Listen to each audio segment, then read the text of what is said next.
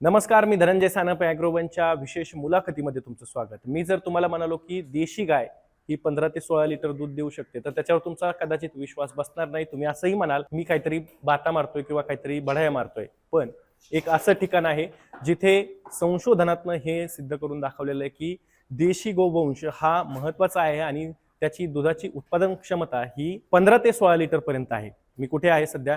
तर पुण्यातील वाकडेवाडीचं bus stand आहे नवीन झालेलं. त्याच्या बाजूलाच महात्मा फुले कृषी विद्यापीठ राहुरी यांच्या अंतर्गत देशी गाय संशोधन आणि प्रशिक्षण केंद्र आहे आणि मी तिथंच आहे. या देशी गाय संशोधन आणि प्रशिक्षण केंद्रामध्ये वेगवेगळ्या जातीच्या गायी आहेत, ज्या देशी आहेत. त्यांची उत्पादन क्षमता नेमकी किती आहे, या संशोधन केंद्रात नेमकं काम काय चालतं, याचीच माहिती आपण आज घेणार आहोत. या संशोधन केंद्राचे प्रमुख शास्त्रज्ञ डॉक्टर सोमनाथ माने आपल्यासोबत आहेत. Sir, please welcome. Namaste. Namaste sir. पहिलाच प्रश्न हा आहे की हे संशोधन कधी केंद्र हे स्थापन कधी झालं आणि याच्या अंतर्गत काय काय काम सध्या इथं चालतं? कारण की देशी गोवंशाचं संवर्धन करणं ही महत्त्वाची गोष्ट आहे, परंतु ते फक्त एका केंद्रात पुरतं मर्यादित न राहता ते शेतकऱ्यांपर्यंत पोहोचणं सुद्धा गरजेचं आहे. तर इथे काय काय चालतं आणि हे केंद्र कधी स्थापन झालं याची थोडीशी हिस्ट्री किंवा बॅकग्राऊंड सांगा. हे महात्मा फुले कृषी विद्यापीठ राहुरीच्या अंतर्गत कृषी महाविद्यालय आहे आणि त्या महाविद्यालयाच्या अंतर्गत पशुसंवर्धन दुग्धशास्त्र विभाग आहे आणि त्याच्या अंतर्गत महाराष्ट्र शासनाने 2020 साली देशी गाय संशोधन प्रशिक्षण केंद्र हे मंजूर केलेलं आहे. त्याचा मुख्य उद्देश हा देशातील दुधासाठी प्रसिद्ध असलेल्या ज्या सहिवाल, गीर, राठी, थारपारकर व लाल सिंधी या ज्या 5 जाती आहेत, ह्या जातींचा आपल्याला महाराष्ट्राच्या वातावरणामध्ये तुलनात्मक अभ्यास करायचा आहे. म्हणजे ह्या गायी ह्या महाराष्ट्राच्या वातावरणामध्ये तग धरू शकतात का, त्याची दूध उत्पादन क्षमता देण्याची किती आहे किंवा किती दिवस ते दूध देऊ शकतात, त्यांचं फॅट पर्सेंट किती असू शकतं, त्यांचा शेण गोमूत्र जे आहे व त्याचा तुलनात्मक अभ्यास आपण संकरित गायीमध्ये करतोय.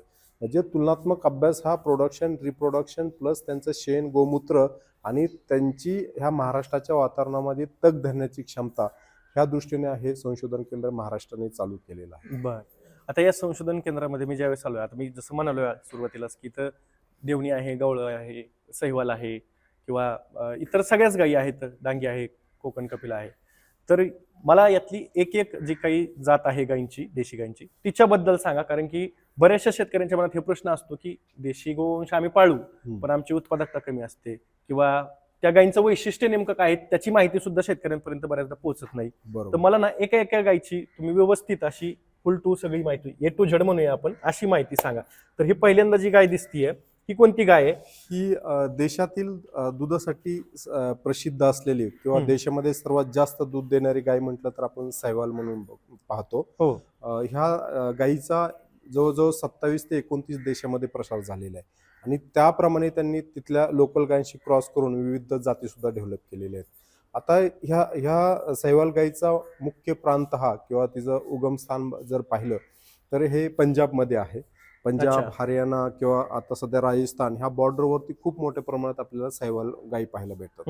ह्या गायीचं वैशिष्ट्य म्हणजे अगदी तुम्ही उत्तर भारतामध्ये जर तापमान बघत असाल तर अगदी 0 डिग्री सेल्सिअस पासून ते 48-49 डिग्री सेल्सिअस मध्ये तग धरण्याची क्षमता या सहिवाल गायीमध्ये आहे. विशेष म्हणजे ही जर तुम्ही बॉडी स्ट्रक्चर पाहिलं तर ते आपल्याला म्हणजे आपल्या संकरित गायीपेक्षा आपल्याला ही छोटीच वाटते. हिला चारा सुद्धा खूप कमी लागतो ऍज कम्पेअर टू HF ह्या गायींमध्ये आणि त्या दृष्टीने ही खूप शांत गाय आहे. अजिबात म्हणजे अग्रेसिव्ह नेचर तिचं नाहीये. त्यामुळं कुठल्याही देशातल्या कुठल्याही वातावरणामध्ये तग धरण्याची क्षमता ह्या सहिवाल गायीमध्ये आहे आणि ह्याची सुरुवात ऍक्च्युली शेतकऱ्याच्या संशोधनातून झालेली आहे. कशी?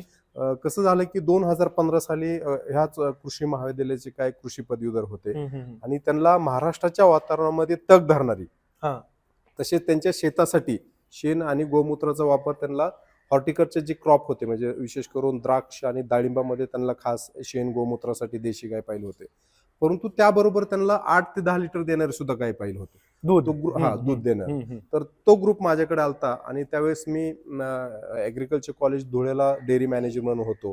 त्यावेळेस मी रेड सिंधी गायींवरती तिथं काम केलेलं आहे आणि त्यावेळेस त्याचा प्रचार प्रसार मी विविध मालिकेतून पेपरच्या आर्टिकल मधून मी देत असतो. त्यावेळेस त्यांनी माझ्याशी संपर्क साधल्यानंतर आम्ही काही कृषी पदवीधर डायरेक्ट NDRI कर्नलला गेलो त्या ठिकाणी आम्हाला रेड सिंधी गाय भेटते का ते हा. पाहण्यासाठी गेलतो. बर. परंतु तिथं गेल्यानंतर कळलं की रेड सिंधी गायी आता अगदी खूप थोड्याशा राहिलेल्या आहेत आणि ते ब्रीड शेतकऱ्यांकडे उपलब्ध नाही किंवा संशोधन केंद्रावरती सुद्धा त्या प्रमाणात उपलब्ध होणार नाही. त्यापेक्षा तुम्ही सहिवाल गायीवरती काम करा. आणि त्यामुळे आम्ही जवळजवळ तिथं 2 आठवडे राहिलो आणि त्या ठिकाणी हा सहिवाल गायींचा पूर्ण अभ्यास केला. आम्हाला इंडिया कर्नल जी संस्था आहे, देशातली 1 नंबरची संस्था आहे, त्या संस्थेने आम्हाला खूप मदत केली.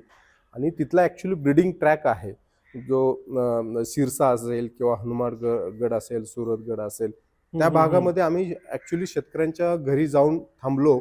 ते कसं ते दुधाचं नियोजन करतात, चाऱ्याचं नियोजन करतात, त्यांना सांभाळतात कसं, ह्या सर्व गोष्टीचा विचार करून, अभ्यास करून आम्ही 2015 साली सहिवाल क्लब ऑफ महाराष्ट्राची स्थापना केली. आणि त्यातून फक्त 18 गायींवरती सुरुवात केली. आम्ही 9 जण होतो. प्रत्येकाने 2-2 गायींपासून ह्या क्लबची सुरुवात केली. आता ह्या क्लबमध्ये आजच्या घडीला म्हणजे जवळजवळ 7 ते 8 हजार गायी त्या क्लबमध्ये आहेत. आणि खूप चांगल्या पद्धतीने महाराष्ट्राच्या अगदी कोकणापासून ते नागपूरपर्यंत सगळ्या रिजनमध्ये ह्या रिजनमध्ये ही सहिवाल गाय खूप सस्टेन झालेली आहे.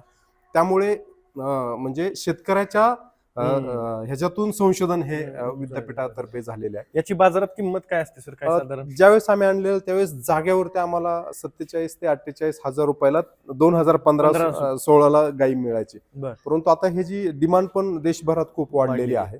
त्यामुळे ही जी किंमत 60,000 70,000, अगदी तुम्हाला दुधातली गाय घ्यायची असेल, दूध पिळून घ्यायची असेल तर ते 1 लाखाच्या 1.5 लाखाच्या आसपास सुद्धा जाते. परंतु आम्ही महाराष्ट्रातल्या शेतकऱ्यांना विशेष करून सांगतो की तुम्ही दुसऱ्या तिसऱ्या वेतातली गाय घेऊ नका. तुम्ही कालवडच घ्यायची, गाभण कालवड घ्यायची. आणि ती आपल्या वातावरणामध्ये 2-3 महिने म्हणजे 4 ते 5 महिन्याची गाभण कालवड घ्यायची. तिच्या सगळ्या प्रकारच्या टेस्ट, सगळ्यात महत्वाचं ब्रुसोलोसिस असेल किंवा टीबी असेल, जॉन डिसीज असेल किंवा बाकी सगळ्या टेस्ट आपण करायच्या.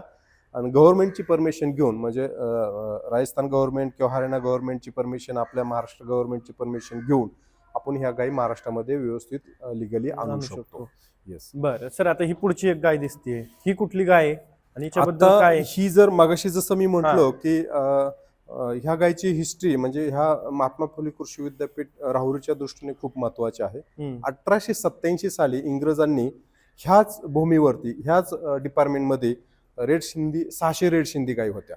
आणि त्याचं संशोधन जतनाचं काम त्या 1887 पासून त्यांनी चालू केलं. ब्रिटिशांनी सुरू केलं. ब्रिटिशांनी. त्यांचा मुख्य उद्देश हा दूध उत्पादन होतं. त्यांचं दूध उत्पादन घेऊन त्यांच्या अधिकाऱ्यांना, त्यांच्या कर्मचाऱ्यांना दूध पुरवठा करणे त्यावेळेची ती त्यांची प्रायोरिटी होते. आणि त्या दृष्टीने पुणे प्रांत आणि मुंबई प्रांतामध्ये त्या अधिकाऱ्यांना हितनं दूध जायचं. त्या अनुषंगाने ह्या गायींचं जतन इथं खूप मोठ्या प्रमाणात केलं जात होतं. तुम्ही त्या साईडला पाहू शकता. हा जो गोटा आहे तो 1887 ला बांधलेला आहे. तो समोरचा, तो गोटा दाखवा एकदा. तो समोरचा गोटा 1887 ला बांधलेला आहे. आणि त्यामध्ये ह्या सगळ्या गायींचं जतन होऊ शकतो, करत होते. परंतु नंतर आपल्याकडे क्रॉस ब्रीडिंग प्रोग्राम आल्यानंतर इथल्या गायी आम्ही सगळ्या ऍग्रिकल्चर कॉलेज धुळेला शिफ्ट केल्या. आणि तिथं त्या ऍग्रिकल्चर कॉलेजला आज ही गायी त्या ठिकाणी पाहू शकता तुम्ही. त्या वातावरणामध्ये सुद्धा खूप चांगल्या पद्धतीने दुधाची उत्पादकता काय आहे? आता सहिवालचं जर तुम्ही पाहिलं, जसं मी म्हटलं की 8 लिटर पासून ते अगदी 12 लिटर 16 लिटर पर्यंत सुद्धा दूध देणारा आमच्याकडे सहिवाल आहे. शेतकऱ्यांकडे सुद्धा आम्ही पाहिलं की 18-19 लिटर पर्यंत देणाऱ्या ह्या सहिवाल गायी आहेत. तशी त्या तोडीस तोड ही रेड सिंधी आहे. परंतु ही शेतकऱ्यांकडे उपलब्ध होणं आता सध्या खूप अवघड झालेलं आहे. कशामुळे? कारण ह्याच्यामध्ये खूप मोठ्या प्रमाणात मिक्सिंग झालं. जसं सहिवालचं कॉन्झर्वेशन हे पंजाब असेल किंवा हरियाणाची जी बॉर्डर आहे, राजस्थान बॉर्डर आहे, तिथं विशिष्ट समाज आहे. त्या समाजाने खूप चांगल्या पद्धतीने केलं. तसं पारंपरिक पद्धतीने तिथं खानदान आहेत. आम्ही तिथं स्वतः पाहिलं तर ते दुसऱ्या पिढी, तिसऱ्या पिढी, 4-4 पिढीने त्या गायींचं संवर्धन केलेलं आहे. ब्रीडिंग अतिशय शास्त्रशुद्ध पद्धतीने करतात ती लोक. आणि त्या दृष्टीने ती लोक आता अख्ख्या देशाला त्या सहिवाल गाय पुरवतात. मग हे ओरिजिनल ह्या गायीचं असं झालं की ह्या गायी सिंध प्रांतात होत्या, काही भाग पाकिस्तानमध्ये गेला, काही भारतामध्ये राहिला. त्यामुळे ह्या गायीवरती एवढं लक्ष त्या ठिकाणी बहुतेक त्या लोकांनी दिले नसेल. आणि खूप मोठ्या प्रमाणात मिक्सिंग झालेले आहे. त्यामुळे शुद्ध जाती हा फक्त 0.3% राहिलेले आहेत. जेवढ्या आपल्या देशी गायींचं पॉप्युलेशन आहे त्याच्यामध्ये रेड सिंधी फक्त 0.3% राहिलेले आहे. अरे बापरे. त्यामुळे अनेक संस्था आता ह्या गायींचं संवर्धन करण्यासाठी नवीन तंत्रज्ञानाचा वापर करत आहेत. जसं आम्ही या संशोधन केंद्रामध्ये भ्रूण प्रत्यारोपण असेल, एम्ब्रियो ट्रान्सफर असेल, IVF असेल, हे तंत्रज्ञान वापरून आम्ही इथं पण टेस्ट ट्यूब बेबी करतो आणि शेतकऱ्यांच्या फार्मवरती सुद्धा आता आमच्याकडे 60 गायी शेतकऱ्यांच्या फार्मवरती सुद्धा तयार केलेले आहेत. बरं. म्हणजे नुसतं संशोधन केंद्रावरतीच फक्त त्या टेस्ट ट्यूब बेबी तयार करून त्यांचा परफॉर्मन्स न पाहता ऍक्च्युली शेतकऱ्यांच्या दारामध्ये सुद्धा त्यांचा दूध उत्पादन क्षमता काय आहे, शेतकऱ्यांकडे काय अडचणी येऊ शकतात का, ह्याचा सुद्धा तुलनात्मक अभ्यास आम्ही ह्या संशोधन केंद्राच्या माध्यमातून करतोय. आणि त्यामुळे तुम्ही मगाशी जसं सांगितलं की सहिवाल असेल किंवा ही रेड सिंधी असेल, दुधात एकसारखीच रेंज आहे. म्हणजे अगदी 8 लिटर पासून ते 14-15 लिटर पर्यंत दूध द्यायची क्षमता आहे. आता ही जी जर हिस्ट्री काढली, सहिवालची हिस्ट्री काढली, तर तुम्ही जुने रेफरन्सेस पाहिले तर हायेस्ट दूध एनडीरायचं 27.5 लिटर आहे. बरं. परंतु काही शेतकऱ्यांच्या गोट्यावरती आम्ही 30 लिटर सुद्धा दूध पाहिलेलं आहे तिचं. असे काही शेतकरी आहेत. तसं रेड सिंधी सुद्धा तुम्ही ऍग्रिकल्चर कॉलेज धुळ्याचं जर रेकॉर्ड पाहिलं तर तिथं 16 लिटर 17 लिटर पर डे दूध देण्याची क्षमता ह्या रेड सिंधीने तिथं दाखवून दिलेली आहे. आता ही जर का मराठवाड्यातल्या एखाद्या शेतकऱ्याला घ्यायची, विदर्भातले घ्यायची, तर त्या वातावरणात ती तग धरून राहते का? हा, सहिवाल गाई कुठल्याही वातावरणामध्ये तग धरून राहते. रेड सिंधीचं कसं झालेलं आहे की त्या प्रमाणात तुम्हाला ब्रीडच भेटत नाही. परंतु टेस्ट ट्यूब बेबी किंवा जसं मी एम्ब्रियो ट्रान्सफर तंत्रज्ञान असेल किंवा भ्रूण प्रत्यारोपण तंत्रज्ञान असेल, त्या माध्यमातून तुम्ही अशा प्रकारची गायी शेतकऱ्यांच्या गोट्यामध्ये किंवा कुठलाही शेतकरी त्यांच्या गोट्यामध्ये तयार करू शकतो. हे तंत्रज्ञान उपलब्ध आहे. हिची किंमत किती असते काय बाजारात साधारण काय?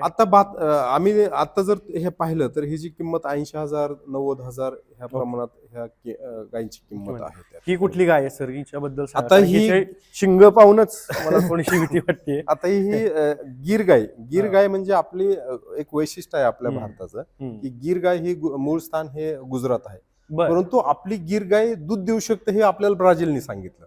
अच्छा, हे कसं काय? म्हणजे हे कसं झालं की 1960-70च्या दशकामध्ये ह्या गायी ब्राझीलने आपल्याकडून कृष्ण नावाचा ओळू होता, तो त्यांनी तिकडे नेला आणि त्याचं प्रजनन व्यवस्थित करून त्यांनी ब्रीडिंग पॉलिसी व्यवस्थित करून आता सध्या जगामध्ये सगळ्यात जास्त गायी गिर गाय जर पाहिल्या तर ते ब्राझीलकडे आहेत. अच्छा, म्हणजे आपला देशी वाण तिथे नेला आणि त्यामध्ये त्यांनी खूप चांगल्या पद्धतीने काम केलं आणि त्यांची दूध उत्पादन क्षमता अगदी 30 लिटर 35 लिटर पर्यंत पोहोचवलेली आहे. तर अशा प्रकारे आपली देशी गाय, परंतु तिची ओळख ब्राझीलने पूर्ण जगाला दिलेली आहे. आणि आता विशेष म्हणजे काय झालेलं माहिती आहे का, आपल्या देशातले जे शेतकरी आहेत किंवा गव्हर्नमेंट एजन्सी सुद्धा आहेत, ते ब्राझील कडून इम्पोर्ट करतात होता. एम्ब्रियो असेल किंवा सिमिन असेल, ते त्यांच्याकडून आता सध्या इम्पोर्ट करत आहेत. हे म्हणजे वैशिष्ट्य आहे. परंतु आता पुन्हा एकदा आपला देशातील शेतकरी जागृत झालेला आहे. खूप मोठ्या प्रमाणात आता शेतकरी सुद्धा ब्रीडिंग वरती काम करतात आणि त्यांच्या सुद्धा गोट्यामध्ये, गुजरातमध्ये काही गोटे खूप छान आहेत, त्यांच्या गोट्यामध्ये सुद्धा 25 लिटर 30 लिटर पर्यंत दूध देण्याची क्षमता ह्या गिर गायमध्ये त्यांनी दाखवलेली आहे. आता ह्या गिर गायचं वैशिष्ट्य सुद्धा तुम्ही बघा, तिचं ते बॉडी स्ट्रक्चर, शिंग, तिचं हे कपाळ, हे जर पाहिलं तर तुम्ही पहा, म्हणजे खूप वैशिष्ट्यपूर्ण ही गाय बाकीच्या गायींपेक्षा आहे. आणि ह्यामध्ये सुद्धा 13 प्रकार आहेत वेगवेगळे. अच्छा, म्हणजे गिर गायीमध्ये 13 प्रकार. शिंगाचा आकार वेगळा आहे, माता जो म्हणतो तो वेगळा असतो. ही पूर्ण ब्राऊन किंवा थोडासा व्हाईट पॅच आहे, ही वेगळं ब्रीड आहे. काही ठिकाणी पांढरा आणि ब्राऊन कलरचे पॅचेस आहेत.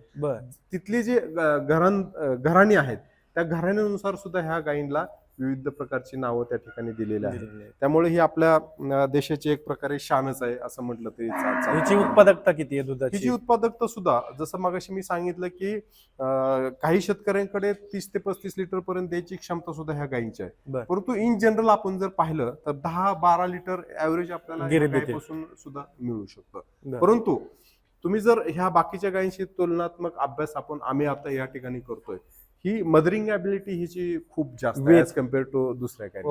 म्हणजे धार काढणारा माणूस बदलणे किंवा तिच्या वासराला तुम्ही कुणी विजा केली काय, तिला त्रास दिला त्या वासराला, तर त्याप्रमाणे ती गाय खूप सेन्सिटिव्ह, आपण जी मदरिंग ॲबिलिटी म्हणतो तिची ही खूप आहे. बाकीच्या गायी हिच्या वासराला काय झालं तर ती दूधच काढून देणार नाही. किंवा दुसरा प्रॉब्लेम हिचा रिप्रोडक्शनचा थोडासा येतो काय येतो नेमका काय? गाभण राहत नाहीत ह्या गायींचा, बर किंवा वळूच नॅचरल ब्रीडिंग मध्ये ही खूप चांगल्या पद्धतीने परफॉर्मन्स करते.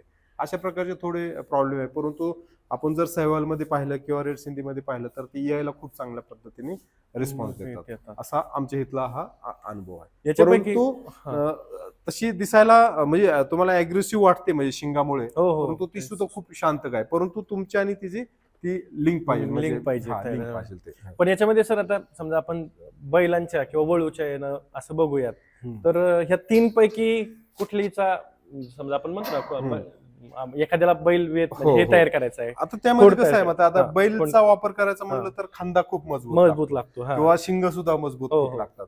त्या दृष्टीने ह्या 5 ब्रीड पैकी गिर आणि थारपारकर ह्या ब्रीडच्या वळूनला खूप चांगली मागणी त्या ठिकाणी आहे. या म्हणजे अच्छा, अशा दृष्टीने एकूण तिचं स्ट्रक्चर बघितल्यानंतर म्हणजे बैल जसा असतो धिप्पाड, हो हो तसं ते सगळं स्ट्रक्चर आहे तिच्या हो, बॉडीचं structure सुद्धा. अगदी ह्या गायीची हाईट 7-8 फुटापर्यंत सुद्धा काही गायींची आहे.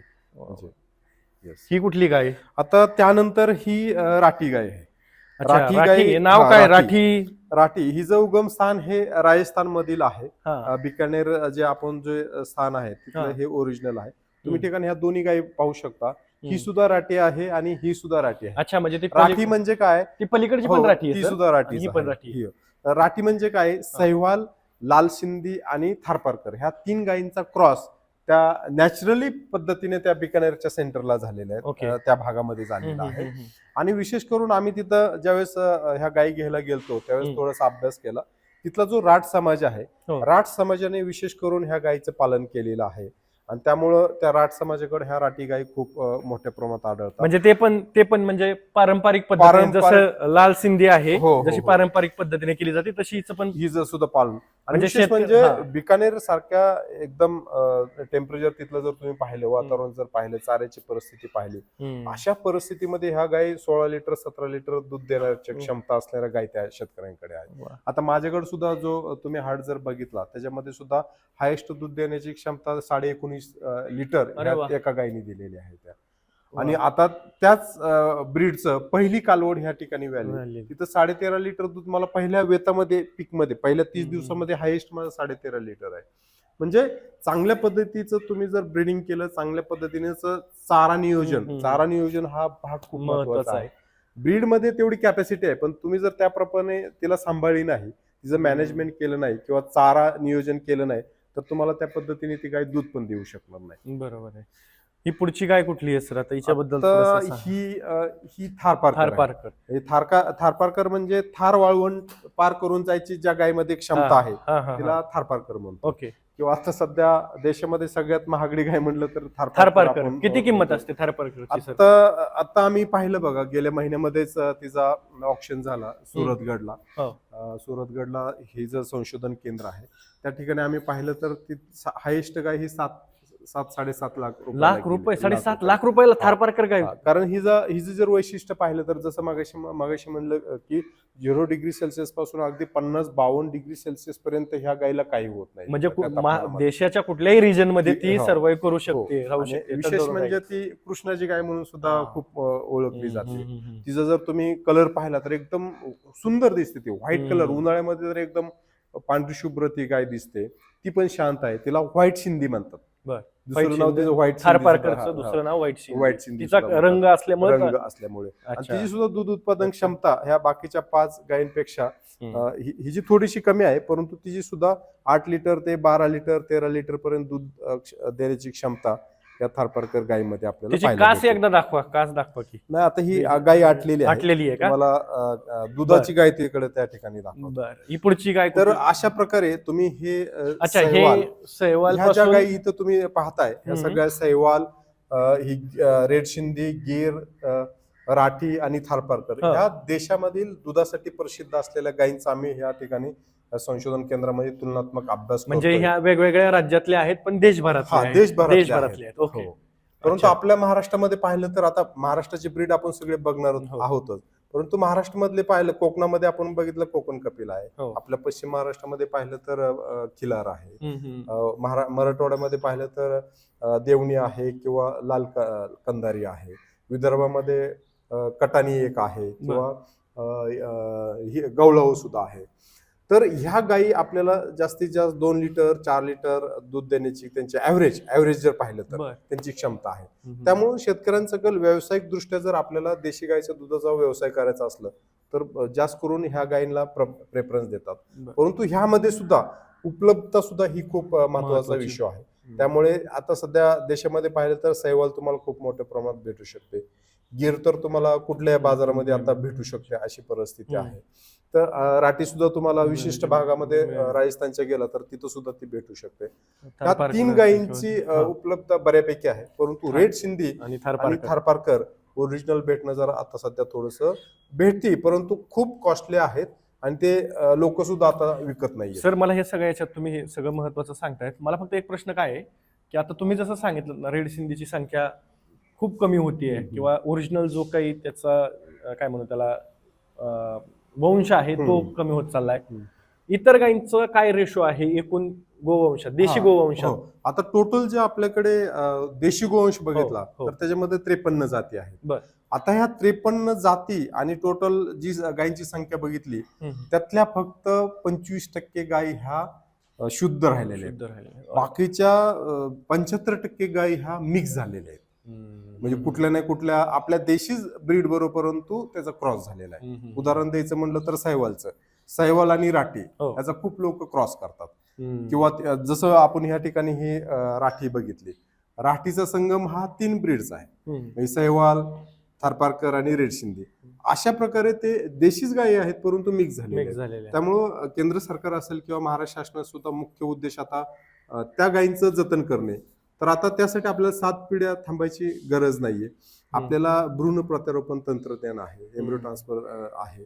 त्या तंत्रज्ञानाचा वापर करून आपण एका पिढीमध्ये सुद्धा त्याच प्रकारची गाय, समजा ही माझ्याकडे 20 लिटर गाय दूध देणारी आहे, त्या प्रकारची गाय आपण त्या भ्रूण प्रत्यारोपण तंत्रज्ञानाच्या माध्यमातून आपण एका वर्षात एका गायीपासून 20 गाय तयार करू शकतो. असं हे तंत्रज्ञान आता सध्या उपलब्ध आहे. विशेष करून केंद्र सरकार असेल किंवा महाराष्ट्र शासन असेल किंवा काही खाजगी संस्था आहेत, दूध संघ आहेत, त्यांनी ह्यामध्ये खूप मोठ्या प्रमाणात काम केलेलं आहे. आणि ह्या संशोधन केंद्राच्या माध्यमातून सुद्धा माझ्याकडे आता 60 कालवडी आहेत. त्यामध्ये सैवाल आहे, गिर आहे आणि थारपारकर सुद्धा आहे. ह्या टेस्ट ट्यूब बेबी आपण ह्या तयार केलेले आहेत. आणि त्याचा ह्या महाराष्ट्राच्या वातावरणामध्ये तुलनात्मक अभ्यास नॅचरल पद्धतीने ज्या गाय कालवडी झालेल्या आहेत आणि टेस्ट ट्यूब बेबीच्या तंत्रज्ञानातून ज्या कालवडी झालेल्या आहेत त्याचा तुलनात्मक अभ्यास आपण ह्या प्रकल्पाच्या माध्यमातून त्याचे काही फाइंडिंग्स आले आता? हो, आता गायी त्या गाभण आहेत. आता एक उदाहरण म्हणून सांगतो, तुम्ही खूप चांगला प्रश्न विचारला. माझ्या इथं सुद्धा त्या काही गाय वेलेल्या आहेत. जसं मग सांगितलं की राठीची गाय पहिल्या महिन्यामध्ये तिचा पीक 13.5 लिटर आहे. म्हणजे कालवडीचा, म्हणजे फर्स्ट कावरचा. आता तिथं डॉक्टर श्री प्रकाश भापना म्हणून एक आमचे सैवाल क्लबचे मेंबर आहेत, त्यांच्याकडे त्यांनी गिरवरती खूप चांगलं काम केलेलं आहे. आणि त्यांची स्वतःची आपल्या ह्या सैवाल क्लबच्या मेंबरनीच स्वतःची IVF ची सुद्धा लॅब तयार केलेली आहेत. त्यांनी एका गायपासून 100 गाय तयार केलेल्या आहेत. इथं पुण्यामध्येच आहेत ते. आणि त्यांच्याकडे जी गिर गाय आहे ती सुद्धा तिचं पर लॅक्टेशन येईल, म्हणजे एका वेतातील दूध 32 लिटर पेक्षा जास्त मिळालेलं आहे पहिल्या वेतामध्ये. म्हणजे चांगल्या पद्धतीने जर आपण ब्रीडिंग केलं, चांगल्या पद्धतीनं तिला सांभाळणं खूप महत्वाचं आहे. म्हणजे तुमचं जेनेटिक पोटेन्शियल किती असू द्या, पण तिला जर आपण योग्य प्रकारे मॅनेजमेंट आणि न्यूट्रिशन, चाऱ्याचं काय होतं, तुमच्याकडे फक्त एकच प्रकारचा चारा असतो किंवा तुमच्या शेतामध्ये जो किंवा तुमच्या भागामध्ये जो उपलब्ध आहे तोच खायला घालताय, ते चुकीचं आहे. चांगल्या प्रकारे एकदल चारा, द्विदल चारा, वाळलेला चारा, फेस फिडिंग खूप महत्वाचं आहे. म्हणजे बारक्या वासरांचं खाद्य वेगळं, परत ज्या हिपर आहेत, कालवडी आहेत, त्यांचं खाद्य वेगळं, गाभण गायींचं खाद्य वेगळं, दुधातल्या गायींचं वेगळं, परत ज्या ड्राय गाय आहेत त्यांचं वेगळं. अशा प्रकारे जर योग्य प्रकारे नियोजन केलं, व्हॅक्सिनेशन वेळेवर केलं, मिनरल मिक्सचर व्यवस्थित दिलं, डिवर्मिंग करणं हे सुद्धा खूप महत्वाची गोष्ट आहे. ह्या गोष्टीचं सगळं नियोजन केलं तर 100% आपल्या भारतीय वंशाच्या सुद्धा गायी आपल्याला आपल्या वातावरणामध्ये चांगल्या प्रकारचं दूध देऊ शकतो. आपण महाराष्ट्रातल्या गायींबद्दल थोडंसं बोलूयात आणि परत मला ती चर्चा करायचीच आहे, सगळ्या गोष्टी जाणून घ्यायच्या. ही कुठली आहे? डांगी. आता ही डांगी आहे. आता जर ही डांगी गायीचं वैशिष्ट्य असं आहे की किती तुमचा पाऊस असू द्या, गुजरात आणि महाराष्ट्राच्या बॉर्डरवरती तुम्ही जर पाहिलं हम्म. खानदेश रिजन मध्ये, विशेष करून इगतपुरी ह्या भागामध्ये, बर तर ही भात शेतीसाठी सगळ्यात प्रसिद्ध जात आहे. बर तुम्ही आता जरी त्या गाईच्या अंगाला असा खरारा केला तर तुमच्या हाताला करून बघू? हो करा, तेलकट स्किन हात होऊ शकतो. कारण नॅचरली त्या गाईमध्ये तेल लागल्यासारखं हो, तेल लागल्यागत होते. म्हणजे किती पाऊस पडलं तर तिच्या अंगावरती पाणी पाणीच थांबत नाही. आणि तिचे खूर सुद्धा बघा, तिचे खूर खूप दणकट आहेत. हो. त्यामुळं खुराचा त्रास त्या गायीला पावसाच्या ह्याच्यामध्ये होत नाही. म्हणजे त्यामुळं असं घसरणं असेल, निसरड्या किंवा घसरणं असेल किंवा भात शेतीला आपल्याला चिखलामध्ये सारखी गाय असते, त्यामुळं तिचे पाय खूप स्ट्रॉंग आहेत, खूर खूप स्ट्रॉंग आहे. नॅचरली त्या गायीमध्ये ऑइल ज्या ग्लँड आहेत त्या खूप मोठ्या प्रमाणात आहेत. त्यामुळे त्या वातावरणामध्ये ही गाय खूप चालू शकते. तशा ह्या बाकीच्या गायी चालू शकतात. त्यामुळे आपल्या महाराष्ट्रातल्या ज्या वैशिष्ट्यपूर्ण गायी आहेत त्यांचं संवर्धन होणं सुद्धा खूप गरजेचं आहे. आणि खरंच मला खूप सांगायला आनंद होतो, अभिमान वाटतो की आपले युवक काही शेतकरी सुद्धा आता इगतपुरीला पवार म्हणून एक आहेत, भोसले म्हणून एक आहेत, त्यांनी खूप चांगल्या पद्धतीनं ह्या गायींचं संवर्धन केलेलं आहे, डांगीचं. आणि विशेष म्हणजे त्यांनी अशा सुद्धा काही गायी पाहिलेल्या आहेत. म्हणजे त्या भागामध्ये काही शेतकरी म्हणजे जीवापाड त्या गायी सांभाळतात आणि त्यांच्या गायी सुद्धा 8 लिटर 6 लिटर 8 लिटर दूध देणाऱ्या गायी सुद्धा त्यांच्याकडे आहेत. तर अशा गायींचं सुद्धा संवर्धन ह्या भविष्य काळामध्ये आपल्याला ह्या भ्रूण प्रत्यारोपण असेल किंवा अशा प्रकारच्या गायींचं संवर्धन आपण त्या शेतकऱ्यांनी सुद्धा करणं हे गरजेचं ठरणार आहे. आता याची दुधाची उत्पादकता तुम्ही जसं म्हणाल तसं कमीच आहे. हा कमीच आहे. म्हणजे आता इन ऍव्हरेज जर पाहिलं तर तिचं 3 ते 4 लिटर पर्यंत आपल्याला दूध भेटतं. परंतु काही शेतकऱ्यांकडे ते 6 लिटर ते 8 लिटर देणारी गायी सुद्धा आहेत, परंतु त्यांची संख्या अगदी कमी आहे. परंतु त्याप्रमाणे जर आपण सिलेक्शन केलं तर ह्या गायी सुद्धा भविष्यात दूध देऊ शकतात. कोकण कपिला थोडीशी अग्रेशन मोड मध्ये असते किंवा नाही, म्हणजे मी आल्यापासून ती आल्यामुळे तुम्ही नवीन माणसामुळे ही कोकण कपिला ही कोकणातली आहे. ही सुद्धा खूप वैशिष्ट्यपूर्ण आपल्या महाराष्ट्राची पुंगनूर म्हटलं तरी चालेल. अच्छा, म्हणजे हाईट कमी आहे, पुंगनूरची हाईट कमी आहे. पुंगनूर आता सध्या देशामध्ये खूप फेमस झालेलं आहे, परंतु पंतप्रधानांची आवडती गाय आहे. महाराष्ट्राची पुंगनूर म्हटली तरी चालेल. कोकणामध्ये ह्या गायीचं रजिस्ट्रेशन आपलं कोकण कृषी विद्यापीठ आहे, त्याचं पशुसंवर्धन दुग्धशास्त्र विभागाने केलेलं आहे. आणि ह्या गायीची सुद्धा, आता ह्या गायीचं जर तुम्ही रेकॉर्ड पाहिलं तर माझ्या इथं ह्या गायीने 4.5 लिटर हायेस्ट दूध दिलेलं आहे. म्हणजे एवढी छोटी असून तिला चारा सुद्धा खूप कमी प्रमाणात लागतो. उंची किती आहे तिची? उंची ही 3.5-4 फुटापर्यंत ह्या गायची उंची आहे. परंतु बाकीच्या गायी बघितल्या तर 6 फूट 5.5-6 फुटापर्यंत आहे. आणि कोकणाच्या वातावरणामध्ये हीच गाय टिकू शकते असं माझं म्हणणं आहे. जर तुम्हाला नॅचरल पद्धतीने जर गायींचं संगोपन करायचं असेल, तिथले जर पावसाची परिस्थिती पाहिली, ह्युमिडिटीची परिस्थिती पाहिली किंवा जो डोंगर दरी जो भाग आहे त्यामध्ये उपलब्ध होणारा चारा आहे, ही नॅचरल पद्धतीने जे ग्रेजिंग वगैरे केलं जातं त्या पद्धतीमध्ये ही गायीच तग धरू शकते.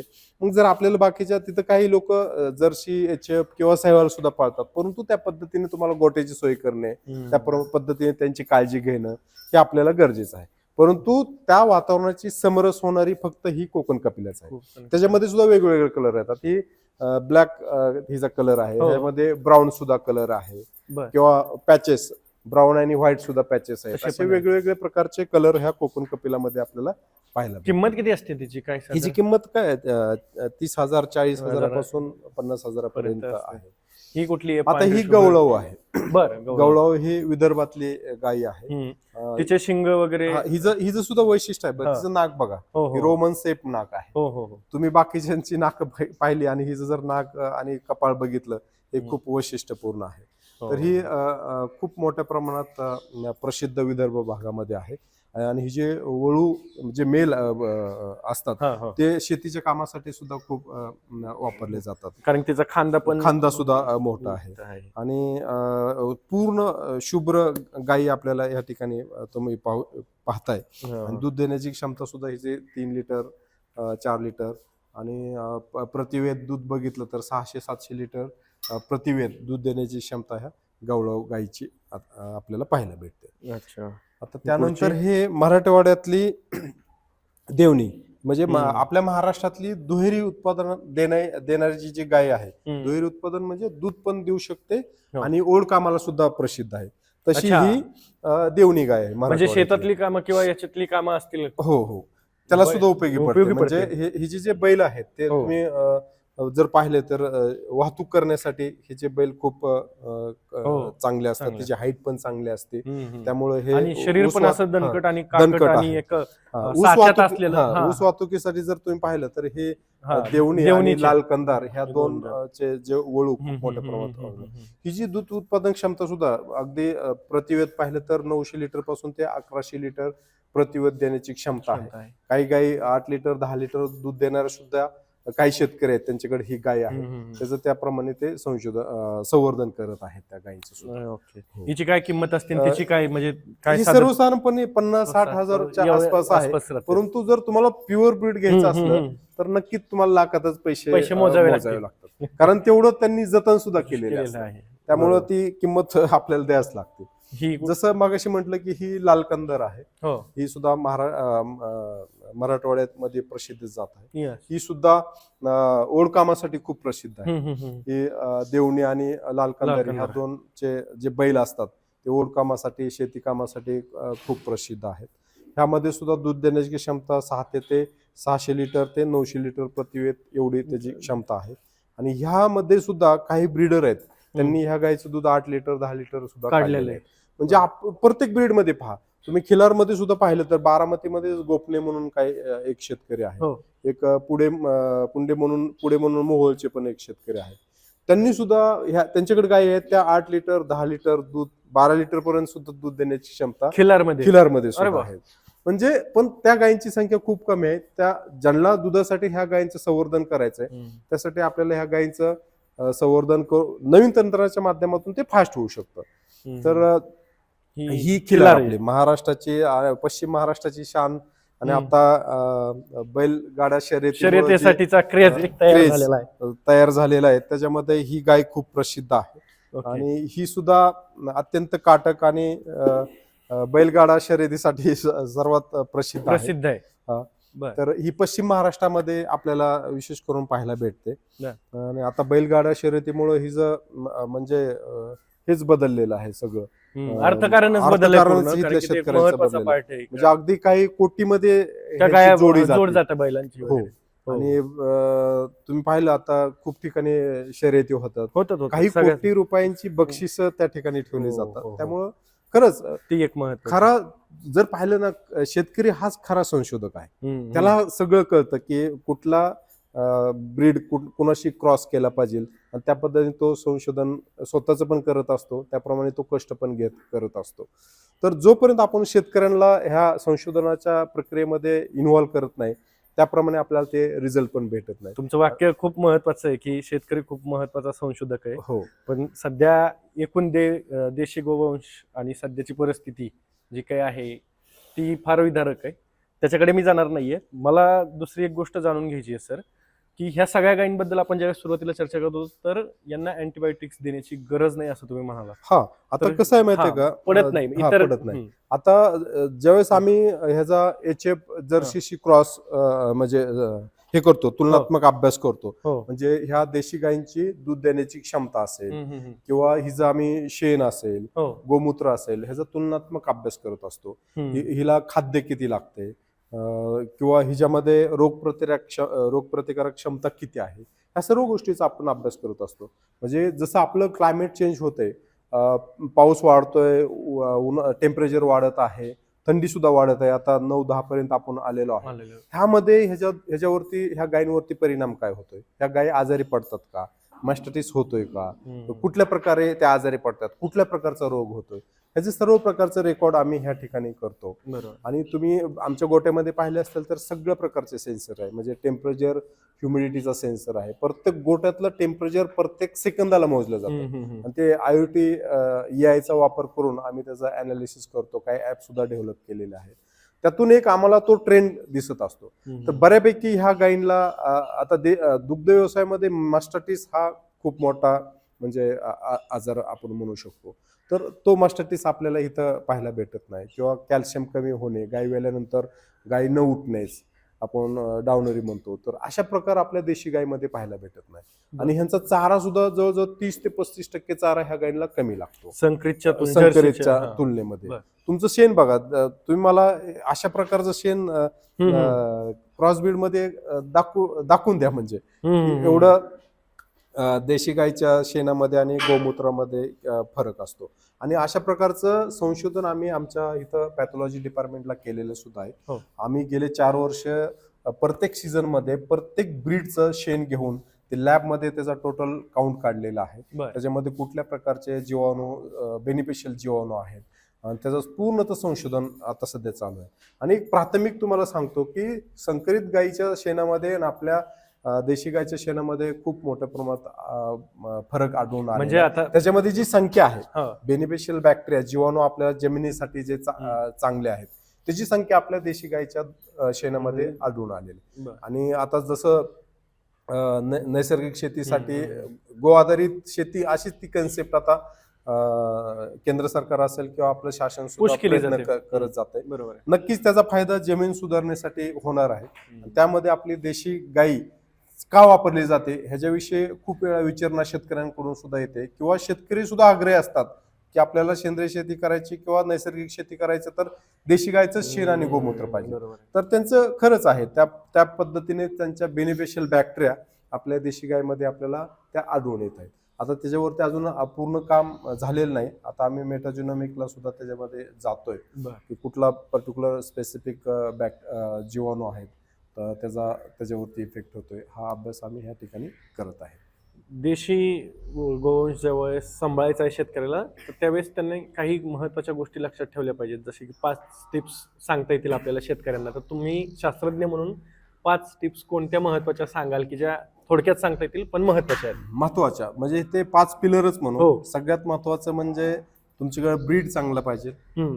कुठलं घ्या, म्हणजे देशी घ्या किंवा तुम्ही क्रॉस ब्रीड घ्या किंवा एचएफ घ्या, चांगलं ब्रीड सिलेक्शन करणं गरजेचं आहे. म्हणजे त्याच्यामध्ये अनेक शेतकरी डायरेक्ट गाई खरेदी करतात पण कुठल्याही प्रकारच्या टेस्ट करत नाही. ब्रुसेलोसिस हा खूप मोठा भयान आजार आहे, किंवा टीबी आपल्याला जसं टीबी होतो तसा जनावरांना सुद्धा असतो. तर ह्या 4-5 टेस्ट आहेत. जॉन डिसीज आहे, टीबी आहे, परत IBR आहे आणि ब्रुसेलोसिस आहे. ह्या टेस्ट कंपल्सरी त्या शेतकऱ्यांनी त्या जनावरांच्या करून घेणे, त्यानंतरच ते जनावर आपल्या दारामध्ये आणणे ह्या गरजेचे आहेत. परंतु अशा प्रकारचं होताना दिसत नाही. परंतु जे आता जो नवीन युवक येतोय त्यांना ही माहिती विविध प्रकारे होत असते, त्याप्रमाणे त्या टेस्ट करत असतात. जर तुम्ही बुल सुद्धा वापरत असाल तर त्याची दरवर्षी टेस्ट करणं गरजेचं आहे, कारण त्याचं परत इन्फेक्शन पुढच्या पिढीला होत असतं. तो एक मुद्दा झाला. ब्रीड एक महत्वाचा आहे. सगळ्यात महत्वाचं म्हणजे चारा. मी पहिल्यापासून म्हणतोय की तुमच्याकडे सोनं असू द्या, परंतु त्याला जर का तुम्ही चांगल्या प्रकारे झाळे दिली नाही तर ते सोनं तुम्हाला दिसणारच नाही. आणि ती झाळे फक्त गायींच्या बाबतीत जर बोलायचं म्हटलं तर तुम्हाला चारा नियोजन करणं खूप गरजेचं आहे. आता सध्या जर ट्रेंड बघितला तर फक्त 4G आणि 5G ट्रेंड चाललेला आहे. आता 4G 5G हे मोबाईल मध्ये आहे, पण तसं नाहीये. 4G 5G हे आता हायब्रिड नेपियरच्या जाती आहेत. आणि लोकांना काय झालंय की ते खूप चांगलं वाढतंय, त्या पद्धतीने ती खूप मोठ्या प्रमाणात लावतात आणि तुम्ही मका गायींना देत नाहीये किंवा एकच प्रकारचा चारा देता.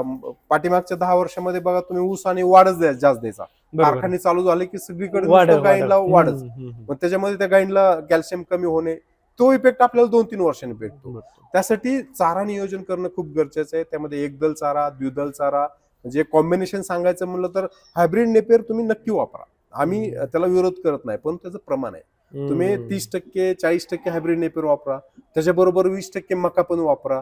मुरघास वापरणं खूप गरजेचं आहे. भविष्यात तुम्हाला जर दुग्ध व्यवसाय करायचा असेल तर तुमच्या उशाला मुरघासची बॅग पाहिजेलच, त्याशिवाय तुम्ही दुग्ध व्यवसायच करू शकत नाही. आणि कुठल्याही सीझनला जावा, तुम्ही एकदम आरामात झोपू शकता. एकदा मुरघास तुम्ही केला तर 45 दिवसानंतर तुम्ही वर्षभर तो साठवून ठेवू शकता. त्यासाठी चारा हा खूप महत्वाचा आहे. चाऱ्यामध्ये सुद्धा जसं मी सांगितलं एकदल द्विदल चारा, तर त्यात तुम्ही लसूण घास एक ऑप्शन आहे. म्हणजे हायब्रिड नेपियर, मका, मुरघास म्हणजे त्याचा मुरघास किंवा लसूण घास किंवा बाकीचं बरसीम आहे, चवळी आहे, जसे पाण्याचं नियोजन आहे त्याप्रमाणे तुम्ही ते नियोजन करा. परंतु एकदल चारा, द्विदल चारा आणि सगळ्यात महत्वाचं सुका चारा. सुका चाऱ्यामध्ये तुम्ही कडबा करा. कडबा तुम्हाला जमत नसेल तर भुसा आहे, विविध प्रकारचे भुसा, तूर भुसा आहे, सोयाबीनचा भुसा आहे, गव्हाचा भुसा आहे. त्याला छोटेसे मिठाचे द्रावणाची किंवा युरियाचे द्रावणाची ट्रीटमेंट जर एक समजून घेतली त्याप्रमाणे केली तर ते सुद्धा आपल्यासाठी चांगलं आहे. मिनरल मिक्सरचा वापर करणे. तर ह्या गोष्टी दुसरा मुद्दा तो खूप महत्वाचा आहे. तिसरा मुद्दा जसं मागे सांगितलं मॅनेजमेंट. ह्या सगळ्या गोष्टीचं मॅनेजमेंट म्हणजे अगदी गाय खरेदी केल्यानंतर त्या टेस्ट करणे. त्यानंतर आम्ही आता आमच्या इथं तुम्ही पाहू शकता प्रत्येक ब्रीडला कंपार्टमेंट आहे. प्रत्येक ब्रीड मध्ये सुद्धा गाभण गायींचं वेगळं कंपार्टमेंट आहे, दुधातल्या गायींचं वेगळं कंपार्टमेंट आहे, त्या ज्या 90 दिवसाच्या कालवडी त्यांचं वेगळं कंपार्टमेंट आहे. कारण त्यांना तिथं चीक पाजणे आणि दूध पाजणे 90 दिवसापर्यंत खूप महत्वाचं असतं. 90 दिवसानंतर तुम्ही ते थोडं थोडं कमी करू शकता. त्या ठिकाणी काप रेशन तुम्ही चालू करू शकता, हिपर रेशन चालू करू शकता. ह्या सगळं प्रकारचं नियोजन, व्हॅक्सिनेशन असेल, डिवर्मिंग असेल, तर ह्या सगळ्या प्रकारचं नियोजन करणं ही खूप काळाची गरज आहे. हा तिसरा मुद्दा झाला. त्याचबरोबर चौथा मुद्दा आहे प्रक्रिया. तुम्ही नुसतं दूध काढणे, डेअरीला घालणे, शेण उचलणे, उकरंड्यात टाकणे हे जर करत असला तर तुमच्या हातात फक्त तेवढं शेणच राहतं. म्हणजे शेतकरी खूप वेळा म्हणतो की दुग्ध व्यवसायामध्ये फक्त शेणच हातात राहतं, परंतु खरा पैसा शेणच सुद्धा आहे. तुम्ही त्याचं काउंट केलं पाहिजे. तुम्ही फक्त दूध केंद्रित दुग्ध व्यवसाय करता. ते न करता आपल्याला आपलं म्हणजे देशी गायच्या बाबतीत बोलायचं म्हणलं तर त्याचं त्या ब्रीडचं जतन होणं सुद्धा गरजेचं आहे. त्याचप्रमाणे संगोपन चांगलं होणं गरजेचं आहे.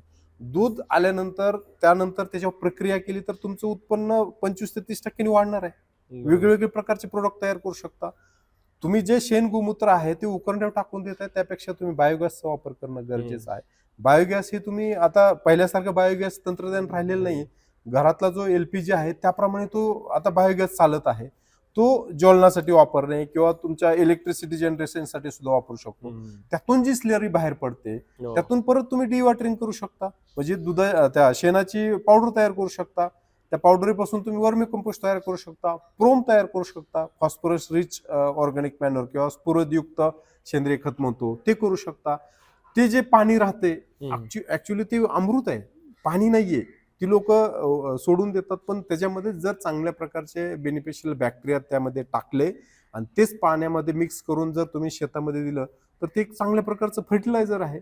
तर अशा प्रकारे ह्याचं प्रोसेसिंग म्हणजे दुधावरती प्रक्रिया करणे, शेण गोमूत्रावरती प्रक्रिया करणे, ह्या सगळ्या गोष्टीचा वापर आणि त्याचं काउंटिंग करणे बरोबर आहे हे सुद्धा खूप महत्वाचं आहे.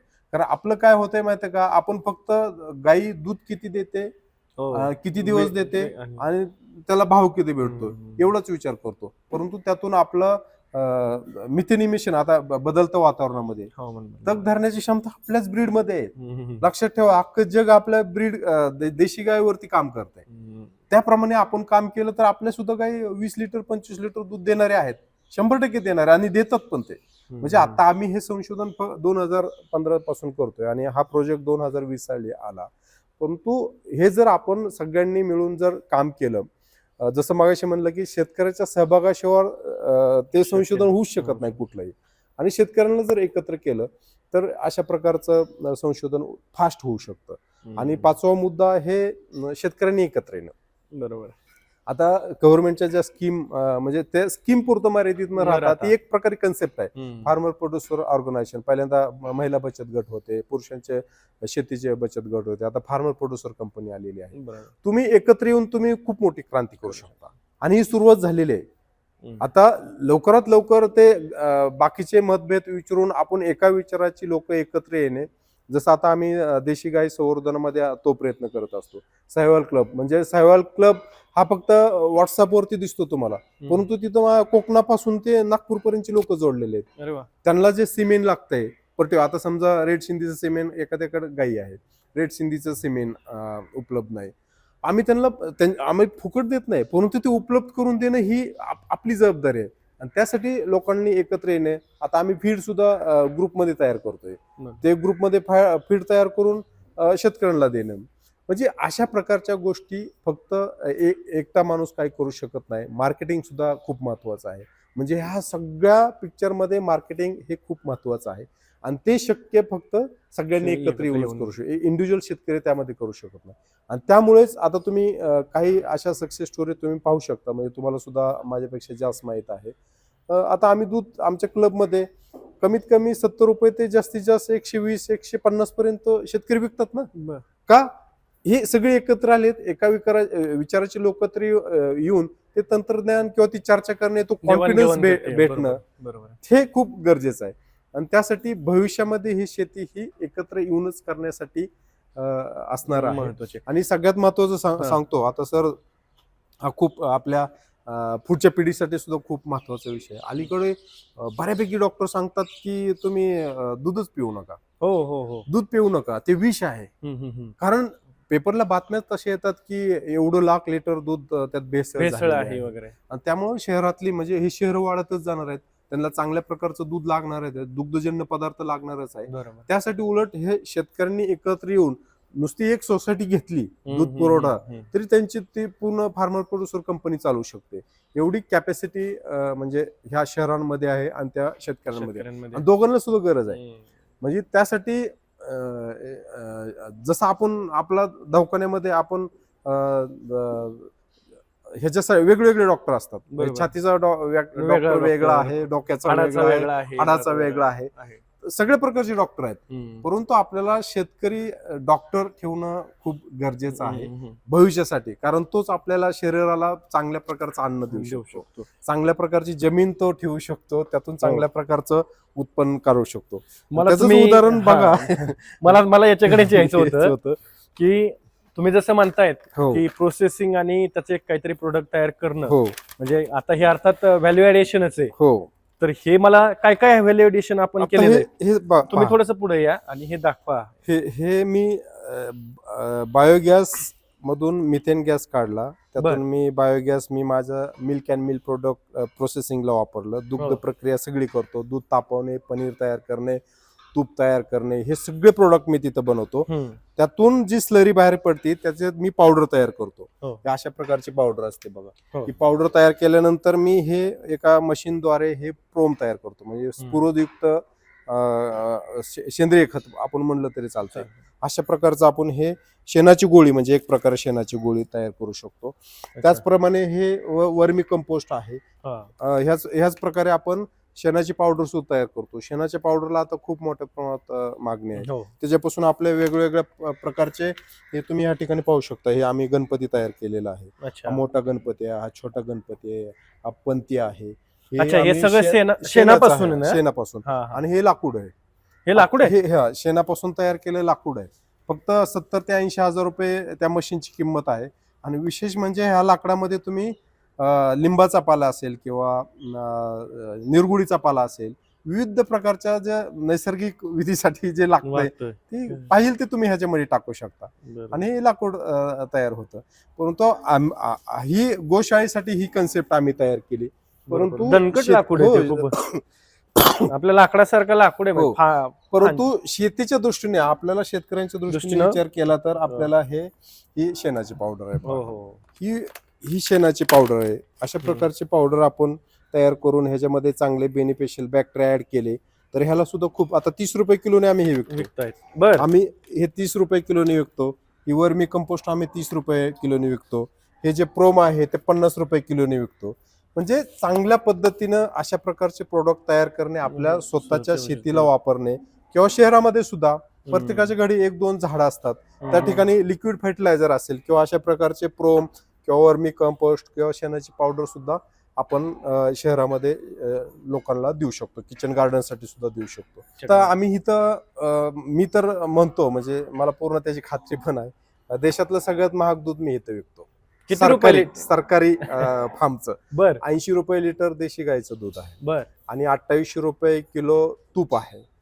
पनीर 750 रुपये किलो आहे. खवा 750 रुपये किलो आहे. फॅट फ्री लस्सी माझी उन्हाळ्यामध्ये खूप जाते, म्हणजे फॅट त्याच्यामध्ये फक्त 0.5% असतं. तर अशा प्रकारे वेगवेगळे प्रोडक्ट, इन्स्टंट आईस्क्रीम तयार करतो आम्ही, नॅचरल आईस्क्रीम तयार करतो, पनीरचे वेगवेगळे प्रोडक्ट तयार करत असतो. वेगवेगळे ड्रिंक्स सुद्धा तयार करत असतो आम्ही दुधापासून. तर असे वेगवेगळे प्रोडक्ट आपण इथं तयार करून शेतकऱ्यांना देत असतो, शहरातल्या लोकांना देत ग्राहकांना. असतो. आणि काही प्रमाणात ते ऍडव्हान्स मध्ये ऑर्डर सुद्धा देतात आम्हाला, की बरं. आम्हाला 25 लिटर पासून पनीर तयार करून द्या दुधापासून, किंवा 2 किलो खवा द्या.